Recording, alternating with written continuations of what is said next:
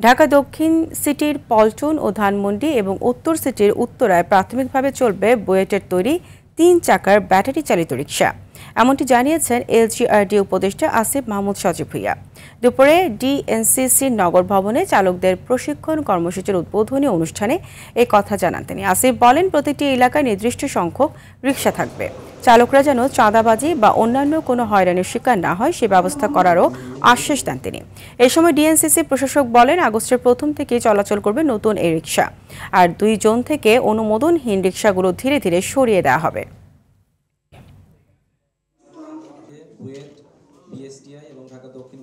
Target হচ্ছে আমরা August মাসের প্রথম সপ্তাহ থেকে আমরা এটা মার্কেটে দেওয়া শুরু করব এবং আগস্ট মাসের প্রথম থেকেই অন্য যে রিকশাগুলো এই জোনে থাকবে তাদের চলাচলটা আমরা আস্তে আস্তে গ্র্যাজুয়ালি রেস্ট্রিক্টেড করব। ঢাকা দক্ষিণ সিটি কর্পোরেশনের অধীনে পল্টন এবং ধানমন্ডি অঞ্চল এবং উত্তর সিটি কর্পোরেশনের অধীনে উত্তরা, এই দুইটা অঞ্চলকে দিয়ে আমরা আমাদের কাজটা শুরু করব।